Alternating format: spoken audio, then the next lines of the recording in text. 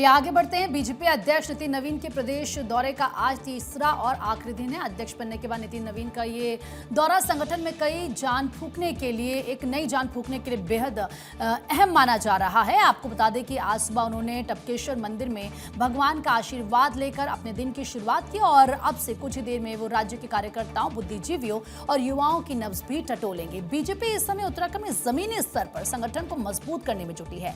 नितिन नवीन का आज का मिनट टू मिनट कार्यक्रम इसी चुनावी चक्रव्यूह को मजबूत करने की कड़ी है और इस वक्त बीजेपी अध्यक्ष नितिन नवीन बूथ समिति की बैठक को संबोधित भी कर रहे हैं। नए अध्यक्ष के सामने सबसे बड़ी चुनौती जमीनी कार्यकर्ताओं को एक्टिव करने की होती है। इस बैठक में वो कार्यकर्ताओं को रिचार्ज कर रहे हैं और उन्हें सरकारी योजनाओं को घर घर तक पहुंचाने का टास्क दे रहे हैं।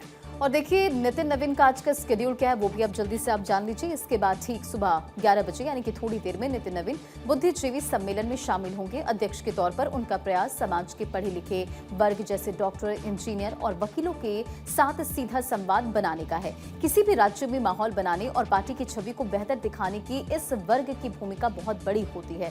फिर दोपहर 2 बजे का कार्यक्रम सबसे ज्यादा चर्चा में है। बीजेपी अध्यक्ष मुख्यमंत्री कैंप कार्यालय जाएंगे जहां वे युवा संवाद कार्यक्रम को संबोधित भी करने वाले हैं। और उत्तराखंड की राजनीति में युवाओं का वोट बैंक गेम चेंजर होता है। मुख्यमंत्री कार्यालय में युवाओं के साथ ये सीधी बातचीत इस बात का संकेत है कि नई कमान के तहत बीजेपी युवाओं की उम्मीदों को लेकर कितनी गंभीर है। दरअसल विधानसभा चुनाव में अब 1 साल से भी कम का समय रह गया है और बीजेपी ने तैयारी अभी से शुरू कर दी है। कुल मिलाकर देखें तो बीजेपी अध्यक्ष नितिन नवीन का ये तीसरा दिन का जो दौरा है पूरी तरह से संगठन को धार देने वाला है, क्योंकि आज इस दौरे का तीसरा दिन है। सुबह भगवान की शरण उन्होंने ली, अब कार्यकर्ताओं से बात हो रही है, फिर बुद्धिजीवियों का साथ मिलेगा, दोपहर में युवाओं से संवाद होगा।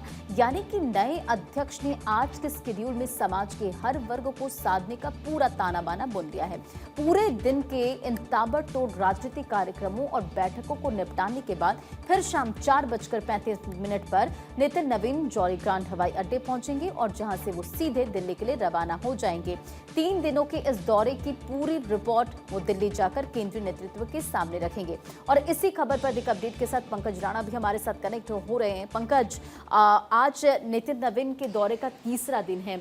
सुबह सबसे पहले मंदिर पहुंचे, लेकिन अब जो आगे का कार्यक्रम है वो जाहिर तौर पर बहुत ज्यादा महत्वपूर्ण है। क्या कुछ अपडेट है?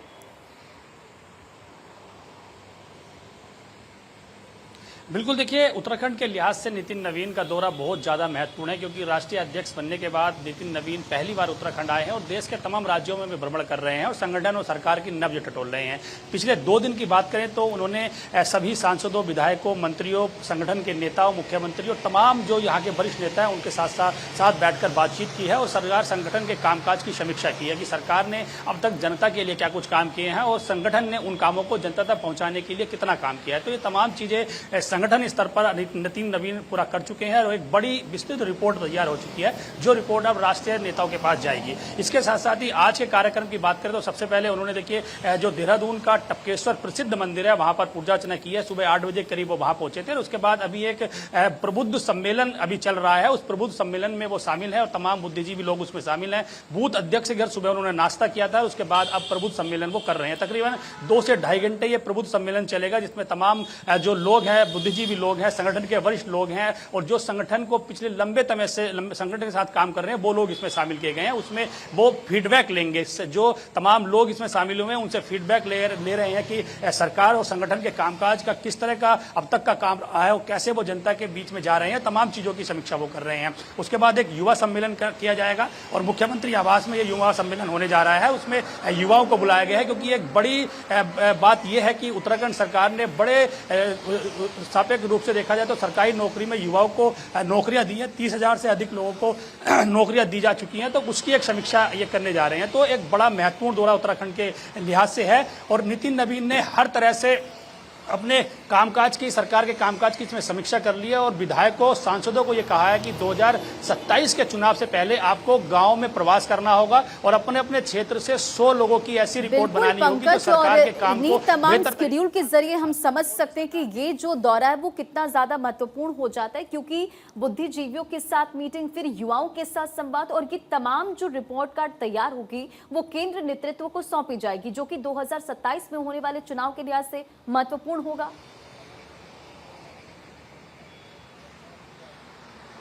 निश्चित तौर पर देखिए 2027 के चुनाव में बहुत ज़्यादा वक्त नहीं रहा है और बीजेपी हर एक कदम को अब पूरी तरह से फूक फूक कर रखना चाहती है और विशेष रूप से उन विधानसभा क्षेत्रों में फोकस किया गया है जो 2022 के चुनाव में बीजेपी हार गई थी या वहां अंतर बहुत कम रहा था। तो ऐसे में उन क्षेत्रों में सांसदों और विधायकों को भेजा जाएगा और तमाम मंत्रियों को रात्रि प्रवास के लिए वहां कहा जा रहा है कि रात्रि प्रवास वो करें और उन लोगों से बातचीत करें जिन बूथों पर, जिन मंडलों पर बीजेपी अपना प्रभाव नहीं जमा पाई थी, तो उनको बेहतर मैनेजमेंट की तरफ आगे बढ़ाया जाना है। तो उन तमाम चीजों पर फोकस करने के निर्देश दिए गए हैं और आज की जो बैठक होगी उसके बाद एक पूरा विस्तृत संगठन द्वारा एक विस्तृत बड़ा एक तैयारी का एक जो पॉइंट टू पॉइंट नोट्स बनाया जाएगा। उसके बाद सभी कार्यकर्ताओं को उसे आगे दिया जाएगा और खासकर सांसदों विधायकों को विशेष रूप से कहा गया है कि वो अपने क्षेत्र में अब अपनी पकड़ बना लें और तमाम जो सरकार की योजनाएं हैं, खासकर मोदी सरकार ने जनता के लिए जो महत्वपूर्ण काम किए हैं उनको पहुंचाने का विशेष ध्यान दिया जाए। तो अब ये देखना होगा कि जो नितिन नवीन ने तमाम संगठन के नेताओं, विधायकों, सांसदों को कहा है वो किस तरह से ग्राउंड जीरो पर जाकर उसका काम करते हैं। ठीक है पंकज, बहुत बहुत शुक्रिया इन तमाम जानकारियों के लिए। नजर बनाए रखें आप।